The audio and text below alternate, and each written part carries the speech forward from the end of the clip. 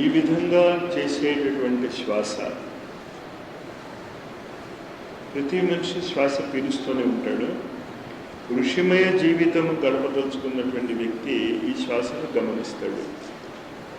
ఈ 2 పాయింట్స్ గుర్తుంచుకోండి. మనం ఏం నేర్చుకున్నామో ఇప్పుడు ఇది మీరు ఇంకా నిత్య జీవితంలో ఒక భాగం అవ్వాలి మీకు. ఏంటి మొదట నేర్చుకున్నది? మామూలుగా మనం శ్వాస పీలుస్తున్నా కూడా అది 5 రకాల శక్తులుగా మారుతుంది. 5 రకాలైనటువంటి శక్తులు: అపాన, ప్రాణ, సమాన, వ్యాన, ఉదాన. ఈ 5 రకాల శక్తులుగా మారుతుంది అని చెప్తున్నాం, కానీ దాన్ని గమనించలేదు మనం ఇప్పుడు కూడా. గమనించండి, అది ఎలాగో జరుగుతుంది మీ శరీరంలోని. It is happening. ఆ హ్యాపెనింగ్ని చూడటమే సాధన యొక్క రహస్యం అంతా కూడా. అంచేత ఈసారి మీరు శ్వాస పీల్చుకుంటున్నప్పుడు మౌనంగా ఉండమని ఎందుకు అంటాము అంటే, ఈ చేంజ్ అబ్జర్వ్ చేయండి మీలో. సులభమా కష్టమా? చాలా సులభం ఈ కాలంలో. ఎందుకు సులభం? దానికి వైజ్ఞానికమైనటువంటి ఎక్స్ప్లెనేషన్ ఉంది. మొత్తము ఆధ్యాత్మిక సాధన కుండలిని శక్తి మీద ఆధారపడి ఉంటుంది. మీరు ఏ సాధనైనా చేయండి, వృత్తిలో పరాకాష్ఠకి వెళ్ళిపోండి, సమాధి స్థితిలో ఉండండి, నామజపం చేయండి, స్తోత్రాలు చేయండి, యజ్ఞాలు చేయండి, యాగాలు చేయండి, ఏదైనా చేసుకోండి. కానీ ద నెట్ రిజల్ట్ ఏంటి అంటే కుండలిని పనిచేయటం మొదలెట్టాలి. కుండలిని అంటే అర్థం ఏంటి? సర్కిల్గా ఉన్నది ఓపెన్ అవ్వాలి. దానికి మనం ప్రయత్నం చేస్తున్నాం. శ్వాస ద్వారా చేసాం, ఇప్పుడు ఓంకారం ద్వారా అదే చేయబోతాం. ఏది చేసినా మళ్ళీ తిరిగి లక్ష్యం అదే. మీరు ఏ ఎలక్ట్రికల్ అప్లయన్స్ మీరు తయారు చేసినా అది ఎప్పుడు పనిచేస్తుంది అంటే, ఆ పాజిటివ్ అండ్ నెగిటివ్ ఎలక్ట్రిసిటీ ప్రవహించడానికి అనుకూలమైనటువంటి సర్క్యూట్ ఏర్పడితే. ఎక్కడ సర్క్యూట్ బ్రేక్ అయినా ఆ ఎలక్ట్రికల్ అప్లయన్స్ పనిచేయదు. అంచేత ఆ సర్క్యూట్ మళ్ళీ రీకన్స్ట్రక్ట్ చేసుకోవాల్సి వస్తుంది మనం. ఇందాక నేను చెప్పినటువంటి శ్వాసలో 2 భాగాలు చెప్పాను. ఒకటి కిందకి వెళ్తుంది, లంగ్స్లోకి వెళ్తుంది. ఇది డాక్టర్లందరికీ తెలుసు భౌతికంగా ఏ విధంగా లంగ్స్లోకి వెళ్తుందో, ఎలా ప్యూరిఫై అవుతుందో, అక్కడి నుంచి హృదయానికి ఎలా వస్తుందో, హృదయాన్ని నుంచి శరీరం అంతా ఎలా సర్క్యులేట్ అవుతుందో. ఆధ్యాత్మిక జగత్తులో శ్వాసని వైఖరి చక్రం వైపుకి ఎలా వెళ్తుంది, విశుద్ధి చక్రం వైపుకి ఎలా వెళ్తుంది, అది పట్టుకోవాలి మీరు. మొత్తము శ్రీ విద్య ఇదే. శ్రీ విద్యలో ఉన్నటువంటి ఆ యంత్రము అని ఉంటుంది. ఆ యంత్రము అన్ని రకాల 49 రకాలైనటువంటి కోణాలు ఏర్పరచుకుంటూ 43 అని కొన్ని పుస్తకాల్లో రాస్తే. ఈ సంఖ్యల గురించి గాబరా పడకండి. మీరు ఎన్ని స్టేజెస్లో కొత్త గుళ్ళకు వస్తారో అన్నది ఇంపార్టెంట్ కాదు. ఇంపార్టెంట్ ఏంటంటే కొత్త గుళ్ళకి రావటం. 5 స్టాపుల్లో వస్తారా, 6 స్టాపుల్లో వస్తారా, అడుగడుగు ఒక అడుగు వేసుకుంటూ లెక్క పెట్టుకుంటూ వస్తారా? అంచేత 43 కోణాలని కొన్ని ఉంటాయి, 49 అని కొన్ని ఉంటాయి శ్రీచక్రంలో.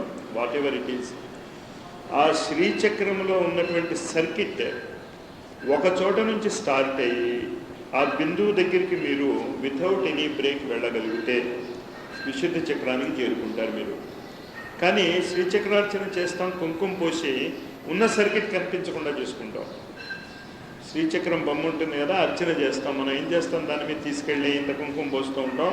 కనీసం సర్కిట్ డయాగ్రామ్ కనిపిస్తూ ఉంటే ఎప్పుడైనా సర్కిట్ లింక్ అయినా వస్తుంది. పూజలు చేయొద్దని కాదు అక్కడ అర్థం. కుంకుమార్చనలో అర్థం ఏమిటి అంటే, ఇప్పుడు మనం ఓంకారం దాంట్లో చెప్పుకుంటాం మనం ఆ కుంకుమార్చన అర్థం. అంచేత ఈ శ్వాసని మీరు ఇలా పీల్చుకున్నప్పుడు మీకు ఇది హింట్గా ఇస్తున్నాను. ఇక్కడి నుంచి వెళ్ళినటువంటి శ్వాస కరెక్ట్గా శ్రీచక్రాకృతి నిర్మాణం అయి విశుద్ధి చక్రంలోకి వెళ్తుంది. అంచేత విశుద్ధి చక్రము పైన ఉన్నటువంటి దానిని గురువు ఒక రహస్యమైనటువంటి బీజాక్షరంలో మీకు అందిస్తాడు. షోడశి విద్యలో 16వ అక్షరము పుస్తకాలలో కూడా ఎక్కడా కూడా ప్రింట్ అయి ఉండదు. షోడశి విద్యలో 15 అక్షరాలు అందరికీ తెలుసు. కయే ఈ లహరీం, అసకహ లహరీం, సకలహరీం అందరికీ తెలిసింది కాబట్టి చెప్తున్నాను నేను. ఆ 16వది ఉండే, అది నాకు తెలియదు, ఏ గురువు నాకు చెప్పలేదు ఇంతవరకు. కానీ అది మాత్రము గురువు ద్వారానే వస్తుంది. ఆ సర్కిట్ లాస్ట్ బిట్ ఎక్కడ కనెక్షన్ ఇచ్చుకోవాలి అనేది. కానీ గురువు అంటే మళ్ళీ ఎక్కడా దొరుకుతాడా గురువు అని మాత్రం మీరు వెతుక్కుంటే చాలా అందంగా పప్పులో కాలేస్తాం మనం. మీరు గురువుని వెతుక్కోకండి. మీరు ఇది చేసుకుంటూ ఉండి ఆ కనెక్షన్ జాయిన్ అయ్యే టైం వస్తే వాడే వచ్చి కనెక్షన్ ఇచ్చుకుంటాడు. ఇంచేత గురువు యొక్క మొదటి లక్షణము సర్వాంతర్యామిత్వము, సర్వజ్ఞత్వము. ఆ రెండు లక్షణాలు లేనివాడు గురువు కానే కాడు కదా. మన లక్షణాలు చెప్పుకుంటాం మనం. గురువు అంటే ఎవడై ఉండాలి? సర్వాంతర్యామై ఉండాలి, సర్వజ్ఞుడై ఉండాలి. ఖచ్చితంగా ప్రతి గురువుని మీరు చూసుకోండి. మీరు ఏ గురువు పరంపరకి చెందిన అభ్యంతరం వెళ్ళే ఈ రెండే లక్షణాలు ఉంటాయి వాళ్ళకి. సర్వాంతర్యామిత్వం ఉంటుంది, సర్వజ్ఞత్వం ఉంటుంది. కనుక ఎప్పుడు ఆ కనెక్షన్ మీరు ఇచ్చుకోవాలో మీరు వెళ్ళి వాడికి చెప్పకండి, ఇచ్చేయండి కనెక్షన్ అని. ఇవ్వడు. అడిగినంత మాత్రాన్ని ఇస్తే ఎంతో సులభంగా ఉంటుంది. అడిగితే కానీ అమ్మైనా పెట్టదు అనేది అమ్మకి సంబంధించిన సూత్రం అవ్వచ్చు. గురువు మాత్రము పాత్రత మీకు వచ్చాక ఒక్క సెకండ్ కూడా ఆలస్యం చేయడు. అతని వైపు నుంచి ఆలస్యం ఉండదు. ఇచ్చేదంటే అతను కాలాతీతుడు కనుక, కాలానికి సంబంధించిన వాడు కాదు కనుక మనమే లేట్ చేసుకుంటాం. ఈ శ్వాసని మీకు హింట్ ఇచ్చాను కదా, ఈసారి చేస్తున్నప్పుడు శ్వాసను శ్రీచక్రాన్ని ఎదురకుండా పెట్టుకు చేసుకోండి, నాకేం అబ్జెక్షన్ లేదు. కానీ మీరు కావాలని శ్రీచక్రం వైపే చూసుకుంటూ ఉంటే ఇక్కడ ఉన్నటువంటి శ్రీచక్రంలో ఏమీ ఉండదు. బిందు నాద కళాతీత అనేటటువంటి పేరు ఓంకారానికి వస్తుంది. ఇప్పుడు అది చేయబోతున్నాం మనం. కానీ ఇది కూడా శ్వాసకి సంబంధించిందే. అంచేత మనం ఏదేదో చేయం. ఎలక్ట్రిసిటీ గురించి మనం మాట్లాడుకుంటూ ఉంటే ఎలక్ట్రికల్ ఇంజనీరింగ్ చదివినా, ఎంఎస్సీ ఎలక్ట్రానిక్స్ చదివినా, ఎలక్ట్రోకెమిస్ట్రీ చదివినా పాజిటివ్ నెగిటివ్ అనే మేము చెప్తూ ఉండాలి తప్ప ఎలక్ట్రిసిటీకి ఇంకో భాష ఎలా చెప్తాం? మేము చెప్పలేము. అలాగే ఇప్పుడు శ్వాస ద్వారా చెప్పుకున్నది ఓంకారం ద్వారా చెప్పుకుంటాం, ఓంకారం ద్వారా చెప్పుకున్నది వ్యాహృతుల ద్వారా చెప్పుకుంటాం, తర్వాత సూర్యుడు ద్వారా చెప్పుకుంటాం మనం. తర్వాత ఆ సూర్యుడిని మన శరీరంలోకి తెచ్చుకోవడానికి ప్రయత్నం చేస్తాం. మొత్తం ఆధ్యాత్మ విద్య ఎలా చేసుకున్నా జరగవలసింది ఇదే. ఇది జరగకపోతే కథలు మాత్రమే మిగులుతాయి, మిగతావి జరగవు. కనుక ఓంకారం గురించి అర్థం చేసుకోవడానికి ప్రయత్నం చేద్దాం మనం. ఇప్పుడు మనం జాగ్రత్త అవస్థలో ఈ ప్రయత్నం చేసాం మనం. శ్వాస లోపలికి వెళ్తుంది, లంగ్స్లోకి వెళ్తుంది. ఒక శ్వాస శ్రీచక్రాకృతిలో ఎలా ప్రయత్నిస్తుందో మీరు అబ్జర్వ్ చేయండి. మీ ఏర్పడుతుంది మీకు శరీరంలో ఎలాగో అలాగది. ఆ ఏర్పడినటువంటి దారి అబ్జర్వ్ చేయండి, మీకే కనిపిస్తూ ఉంటుంది. అందుకే డీప్ బ్రీదింగ్ అన్న. మామూలుగా వెళ్తే ఆ సన్నని నాడికల నుంచి అది వెళ్ళలేదు కనుక, ప్రెషర్ కరెక్ట్గా అప్లై చేయరు కనుక డీప్గా బ్రీత్ చేసుకోండి. ఎంత డీప్గా బ్రేక్ చేయాలి అని అడుగుతారు. మీకు వీలైనంత. Don't exact your self. Over ventilation అయిపోతుంది. మళ్ళీ లంగ్స్ చాలా ఎక్స్పాండ్ అయిపోతే దానికి వచ్చే ప్రమాదం దానికి ఉంది. కానీ మీరు భయపడకండి, అది ఓవర్ ఎక్స్పాండ్ మీరు చేయలేరు, ప్రకృతే ఆపుతుంది మిమ్మల్ని.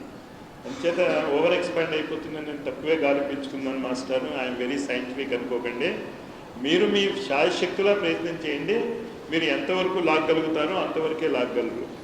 కానీ వదిలేటప్పుడు గుర్తుంచుకోండి, పూర్తిగా వదలాలి, పూర్తిగా వదలాలి. అక్కడ ఎఫర్ట్ చేయండి. లంగ్స్లో గాలి మిగలకూడదు. అందుకే సాధారణంగా ప్రాణాయామం నేర్పేటప్పుడు మొదట ఏం చెప్తారు అంటే, మీరు 5 సెకండ్లు గాలి పీల్చుకుంటే 10 సెకండ్లు గాలి వదలండి అంటాడు. Double the time. ఎందుకు డబుల్ ది టైం అంటే లోపల ఉన్నది కూడా బయటికి రావటానికి. కానీ మీరు ఈ టైము కౌంట్ ఏం పెట్టుకోకండి. Our body is the best judge. ఇంక గాలి లోపల లేకపోతే మీరు వదలాలన్నా ఏం వదులుతారు? అంచేత మీరు గడియారం చూసుకుని గాలి వదలటం ట్రై చేయకండి మీరు. ఎందుకంటే బాహ్య జగత్తుతో మీరు ఏ విధమైన సంబంధం పెట్టుకున్నా అంతర్జగత్తుకి వెళ్ళలేరు. మనం వెళ్ళాల్సిందే అంతర్జగత్తుకి. కానీ ఇంకోటి, ఈ శ్వాస అది పీల్చుకుంటున్నప్పుడు మత్తులు రానివ్వకండి. అన్ఫార్చునేట్, అది వస్తుంది, చాలా సహజం. ఇచ్చేదంటే యాక్టివ్గా లేకపోతే మనం నిద్రపోవటం మనకు అలవాటు, అభ్యాసం అది. కానీ యాక్టివ్గా లేనప్పుడు కూడా మెలకువగా ఉండటం సంయమనము అని భగవద్గీతలో చెప్తాడు. యా నిశా సర్వభూతేషు తస్యాం జాగ్రత్త సంయమి. అంచేత ఇప్పుడు కూడా మీరు శ్వాస నా మాటలు వింటూ అలాగే పీల్చుకోండి. డీప్గా స్లోగా పీల్చుకోండి, స్లోగా వదలండి. It should become your second nature. మీ శ్వాస ఎప్పుడూ నెమ్మదిగానే ఉండాలి, ఎప్పుడూ లోతుగానే ఉండాలి. దీన్ని ఆలోచించిన తర్వాత ఓంకారం వైపు వద్దాం మనం. ఈ శ్వాస మనం పీలుస్తూ ఉంటే, ఇందాకే మనం చెప్పుకున్నాం, బాహ్య జగత్తు గురించి ఆలోచించకుండా ఎప్పుడైతే మనం శ్వాసని లోతుగా పీల్చడం మొదలెట్టామో మత్తు రావడం మొదలెడుతుంది. మత్తు సుషుప్తావస్థకి ప్రతీక. అంటే అర్థం ఏంటి? శ్వాసను మీరు ఎప్పుడైతే మార్చారో, శ్వాస పీల్చుకునేటటువంటి విధానాన్ని మీరు ఎప్పుడైతే మార్చుకున్నారో మీ చేతనత్వం స్థాయి మారుతుంది మీది. ఇప్పుడే మీకు ప్రాక్టికల్గా అనుభవంలో కూర్చుంటుంది కదా.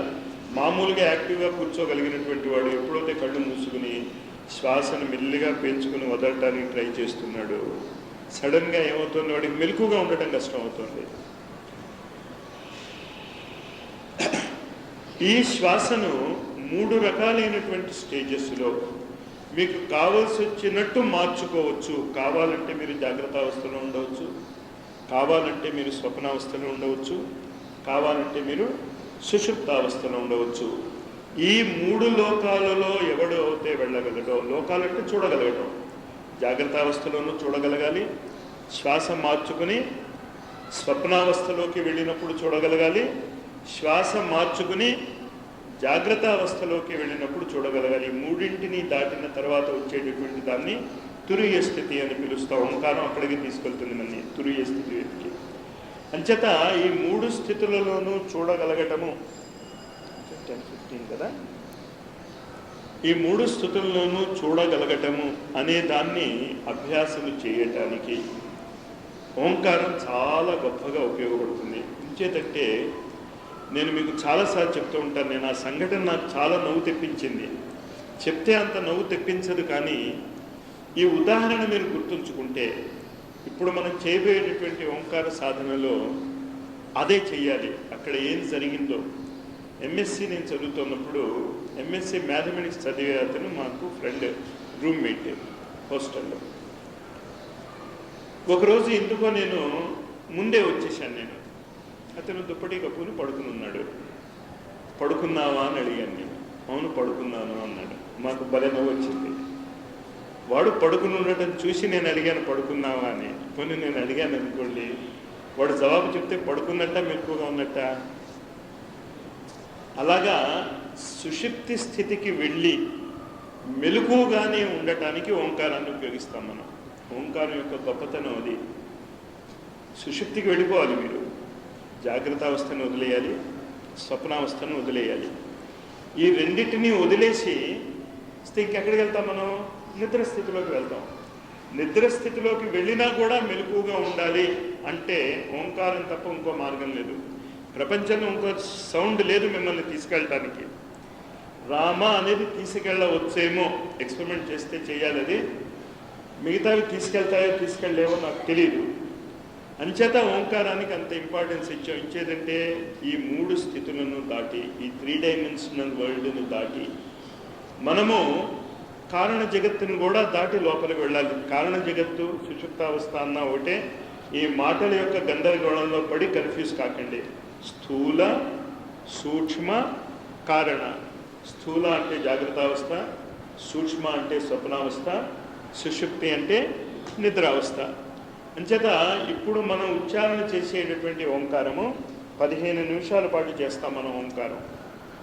ఈ ఓంకారాన్ని 15 నిమిషాల పాటు మీరు ఉచ్చారణ చేస్తున్నప్పుడు ఒకటి గుర్తుంచుకోండి, మన ఉద్దేశ్యము అంతర్ముఖత్వం. ఎప్పుడు కూడా to go inside. Going inside అంటే ఏంటి? సుషుప్త స్థితికి వెళ్ళాలి, నిద్రాస్థితికి వెళ్ళాలి. కానీ నిద్రాస్థితికి వెళ్ళి మెలకుగా ఉండాలి మనం. అదే ఇందాక భగవద్గీతలో నేను ఇచ్చినటువంటి ఎగ్జాంపుల్, యానిషా సర్వభూతేషు తస్యాం జాగ్రత్త సంయమిన్. అందరూ ఎప్పుడైతే అజ్ఞానంలో ఉండి ఉంటారో, అందరూ ఎప్పుడైతే నిద్రపోతూ ఉంటారో అప్పుడు సంయమనం సాధించేటటువంటి వ్యక్తి మెలకుగా ఉంటాడు. కానీ హిందూ 7th పేపర్లో 7th హిందూలో పడిన ఎగ్జాంపుల్ చెప్పాను కదా, ఈ విధమైనటువంటి ఓంకారము అనేక భౌతిక ఆర్థిక సమస్యలకు కూడా పరిష్కారము అని చేస్తుంది. అదే భౌతికంగా జరిగేటటువంటి పక్షము. వేరొక శ్వాస 2 భాగాలుగా మారుతుంది లోపల ముక్కు దగ్గర. వేరొక శ్వాస ఒక మార్గాన్ని ప్రయాణించి విశుద్ధ చక్రం దగ్గరికి వెళ్తుంది, వెన్నుపూస మీదకి. ఆ మార్గాన్ని గుర్తించండి మీరు. డీప్ బ్రీతింగ్లో మళ్ళీ చెప్తున్నాను వినండి. మామూలుగా మీరు డీప్గా ప్రాక్టీస్ చేయకండి, వినండి. లోతుగా పీల్చుకున్నటువంటి గాలి ఊపిరితిత్తుల్లోకి వెళ్తోంది. సరే, అక్కడ జరిగేటటువంటి బయోకెమికల్ ప్రాసెస్ జరుగుతున్నాయి శరీరంలో, రక్త శుద్ధి అవంతా జరుగుతుంది, అదొక ఆస్పెక్ట్. అది తెలుస్తూనే ఉంటుంది మీకు మీ లంగ్స్ యొక్క ఎక్స్పాండింగ్ డిప్రెషన్ వల్ల. ఇది కాకుండా ముక్కు దగ్గర నుంచి నాసికాగ్రము అంటాం, అంటే రెండు కనుబొమ్మల మధ్య స్థానం నుంచి శ్వాస ఒక విచిత్రమైనటువంటి మార్గములో మన వెన్నుపూసలోకి వెళ్ళాలి. అది విశుద్ధ చక్రము అంటాం, కంఠం దగ్గర ఉన్నటువంటి విశుద్ధ చక్రము వెన్నుపూస. అక్కడికి ఏ మార్గంలో వెళ్తుందో ప్రయత్నించండి. లోతుగా గాలి పీల్చి గాలి పూర్తిగా వదిలేయండి, కుంభకం మాత్రం చేయకండి. ఆ ఎక్స్పెరిమెంట్ ఇప్పుడు మనం చేయటం లేదు. నేను చెప్పిన రెండో మార్గాన్ని గమనించటానికి ప్రయత్నించండి. కిందకి దిగినటువంటి ఊపిరితిత్తులలోకి వెళ్ళినటువంటి మార్గము దక్షిణాయనం అంటాం, కిందకి దిగుతున్న మార్గము వాయువు. ఇది కాకుండా వాయువు ఇంకొక మార్గము ద్వారా విశుద్ధ చక్రానికి చేరుతోంది. ఆ వేరొక మార్గము మన శరీరంలోనే ఉంది. అది మార్గము అనకుండా మార్గములు అనొచ్చు దాన్ని గమనించడానికి ట్రై చేయండి. చాలా సింపుల్గా ఉంటుంది, ఎక్సైటింగ్గా ఉంటుంది, వీడియో గేమ్ లాగే. ముక్కు ద్వారా లోపలికి వెళ్ళినటువంటి శ్వాస విశుద్ధ చక్రము వెన్నుపూస మీద కంఠము వద్ద ఉన్నటువంటి చక్రము లోకి జాయిన్ అవుతోంది. ఎలా అక్కడికి వెళ్తోంది, ఏ మార్గం మీద అన్నది గమనించండి. 15 నిమిషాలు చేస్తాం దీన్ని. లేజీనెస్ రానివ్వకండి, బద్ధకం రానివ్వకండి, లక్ష్యాన్ని మరవకండి. మొదలెట్టండి. Deep slow breathing.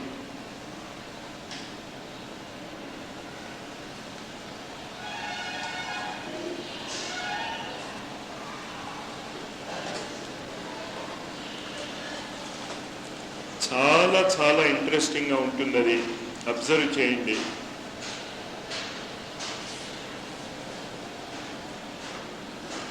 మీ శరీరంలో జరిగే మార్పే అది.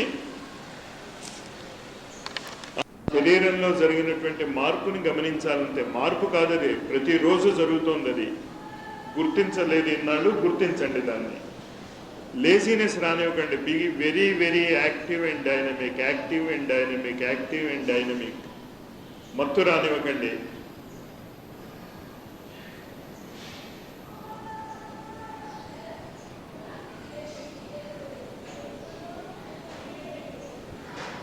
మీరేమీ ఊహించకండి అది ఎలా వెళ్తుందో. మీకు స్పర్శ ద్వారా తెలుస్తుంది. అది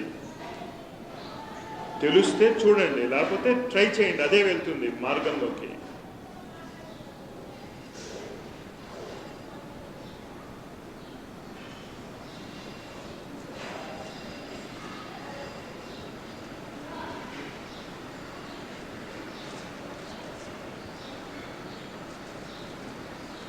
అనేక మంది ఋషులు చేసినటువంటి సాధన ఇదే.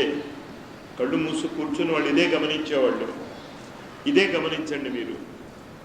మిగతా ఆలోచనలు రానివ్వకండి.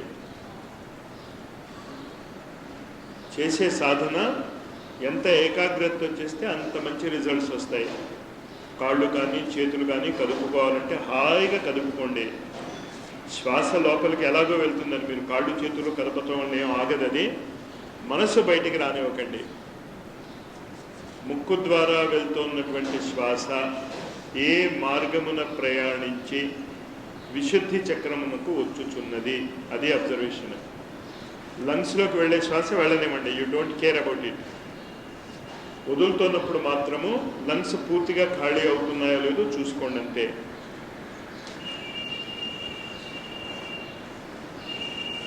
ఓ 10 నిమిషాల పాటు ఇంకా మాట్లాడు నేను. లేజీనెస్ రానివ్వకండి. Dynamic dynamic.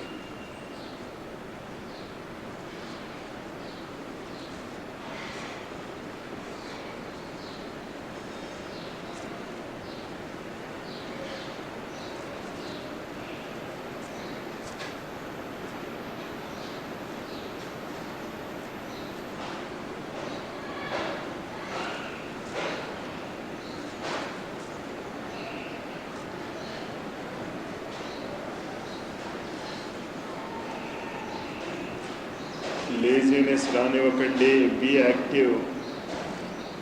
సైన్స్లో ఎక్స్పెరిమెంట్ చేస్తున్నప్పుడు ఎంత ఏకాగ్రతతో చేస్తారు మీరు, అంత ఏకాగ్రతతో చేయండి. మీ జీవితాన్ని మార్చివేస్తుంది ఈ సాధన.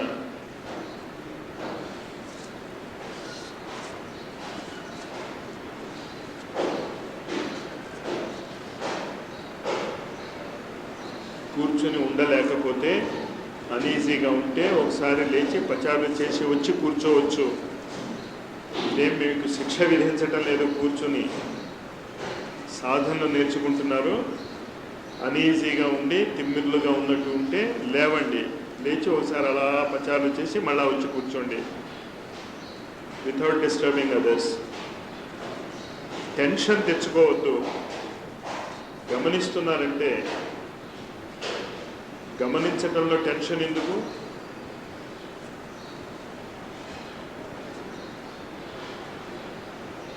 మళ్ళీ గమ్యాన్ని గుర్తుంచుకోండి, లక్ష్యాన్ని.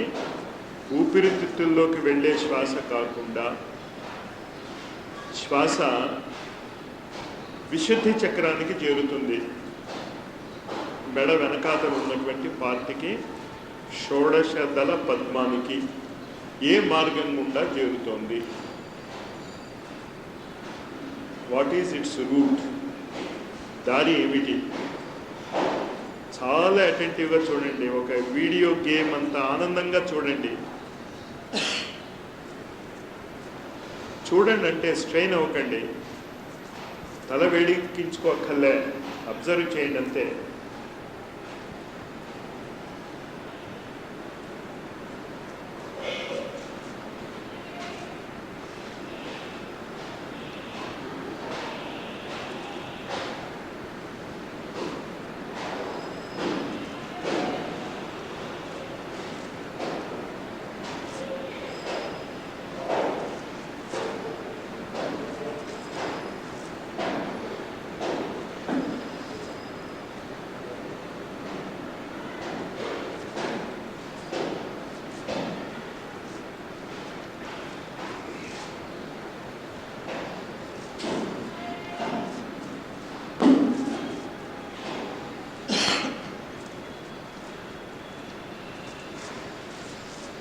సాధ్యమైనంత లోతుగా గాలి పీల్చుకోండి. ఇప్పుడు అంటే పుష్ చేయాలి. మీకు ఆ స్పర్శ అనుభూతి రావాలంటే యూ వాంట్ మోర్ ఎయిర్.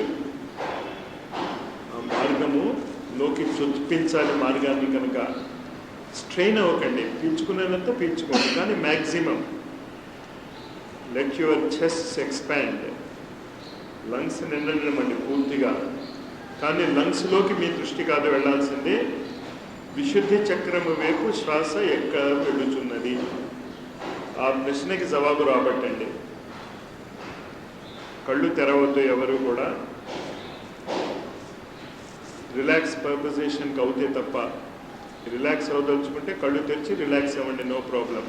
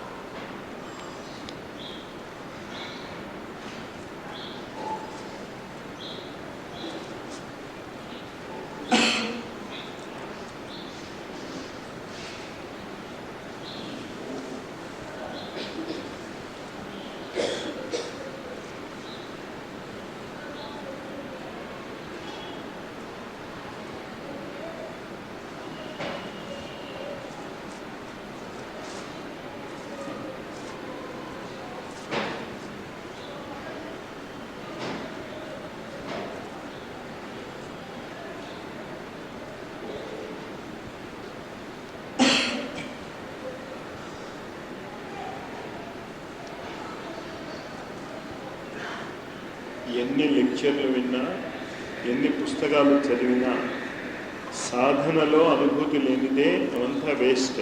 ఆ అనుభూతి ట్రై చేయండి, గాబరా పడకండి, తొందరపడకండి. ప్రతిరోజు మీకు ఆ ముందుకు వెళ్ళటం తెలుస్తుంది. మత్తులోకి వెళ్తే తప్ప మత్తులోకి వెళ్ళకండి. ఒక అద్భుతమైనటువంటి వైజ్ఞానిక శారీరక ప్రయోగం ఇది. ఎక్కడ మత్తులోకి వెళ్ళనివ్వకండి. ఆ సాధన వేరు, సమాధి సాధన వేరు. దీని లక్ష్యము వాయు మార్గాన్ని గమనించుట. విశుద్ధి చక్రము వైపుకి శ్వాస ఎలా వెళ్తోంది, అదే వెళ్తోంది. మీరేం గమనించక్కర్లే, మీరేం దానికి దారి మార్గం చేయక్కర్లే. వెళ్తోంది అన్నదానికి ప్రూఫ్ ఏంటి అంటే మీరు మాట్లాడగలుగుతున్నారు.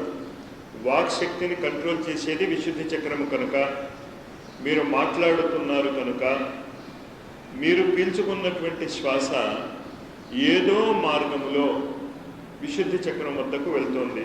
అది పట్టుకోండి, అది ఉద్దేశ్యం. How you are able to talk.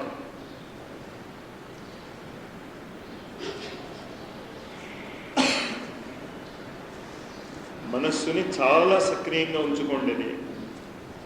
ఒక విజిలెంట్ సోల్జర్ లాగా వాయు మార్గాన్ని అది అబ్జర్వ్ చేయాలి. అది నిద్రపోకూడదు. అది మనస్సుని జో కొట్టే ఈ స్థితికి తెచ్చుకున్నాం మనం.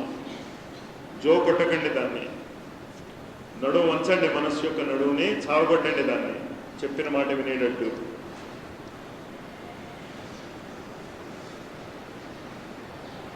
మీరు మత్తులోకి వెళ్ళారు అంటే మనస్సు ఎదురు తిరిగిందని అర్థం.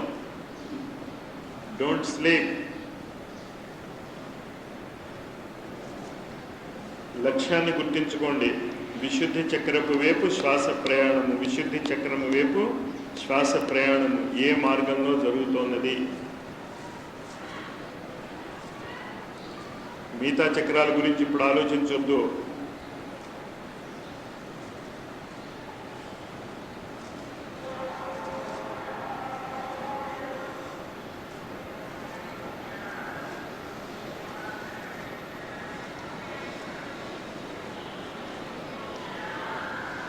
ఇంకొక 3 నిమిషాల వైపు చాలా తీవ్రంగా చేయండి. తీవ్రంగా అంటే శ్వాసను తీవ్రంగా కాదు, ఏకాగ్రత పెంచుకుని గమనించడానికి ట్రై చేయండి. ఇంకొక 3 నిమిషాలు.